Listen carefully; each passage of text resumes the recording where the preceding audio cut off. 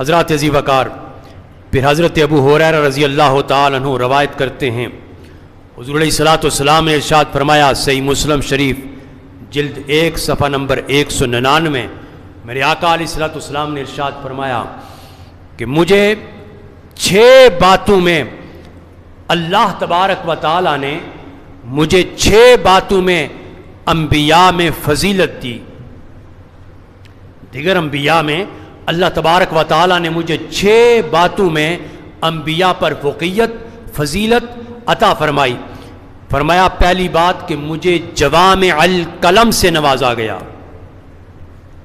جوامع الکلم سے مراد یہ کہ اتنا اس کے معنی اتنے وسیع ہیں کہ فرمایا کہ بات مختصر کرتا ہوں لیکن اس کے اندر معانی کثرت سے ہوتے ہیں۔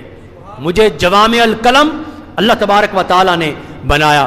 پھر فرماتے ہیں کہ حضور نبی کریم صلی اللہ علیہ وسلم کے روب کے ذریعے میری مدد فرمائی گئی۔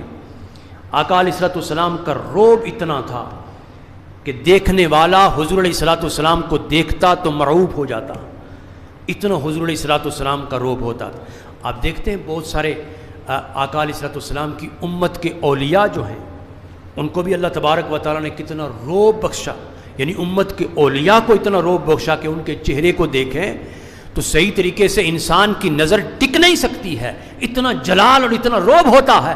تو جب سرکار دو عالم صلی اللہ علیہ وسلم کی امت کے اولیاء کا یہ حال ہے تو سرکار کے صحابہ کا حال کیا ہوگا؟ جب سرکار کے صحابہ کا حال یہ ہے تو سرکار کی اہل بیت اطہار کا حال کیا ہوگا؟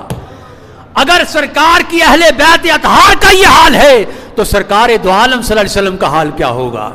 تو حضور فرماتے ہیں مجھے روب کے ذریعے میری مدد فرمائی گئی۔ تیسری بات فرمایا میرے لیے غنیمت کے مال کو اللہ تبارک و تعالیٰ نے حلال کر دیا کہ مال غنیمت میں لے سکتا ہوں، میری آل لے سکتی ہے۔ پھر فرمایا میرے لیے ساری روئے زمین کو اللہ نے مسجد بنا دیا۔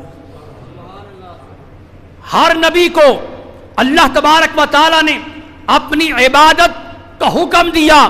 نماز ہر نبی ادا کرتا ہے لیکن مخصوص جگہوں پر نماز ادا کرتے ہیں، مخصوص جگہ ہیں۔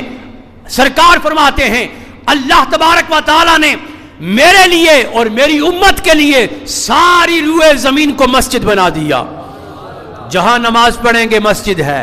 فرمایا پھر ساری روئے زمین کو پاکی کے لیے تیمم کر سکتے ہیں، پانی نہیں ہے تو روئے زمین کی کسی جگہ سے مٹی اٹھا کے تیمم کر لیں تو اس روئے زمین کی مٹی کو بھی اللہ تبارک و تعالیٰ نے پاک بنایا ہے۔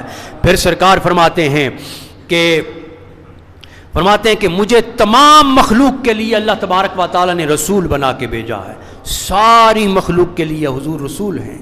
ساری مخلوق میں اگر دیکھا جائے، اگر مخلوق کو گننا چاہو تو مخلوق کو شمار نہیں کر سکتے۔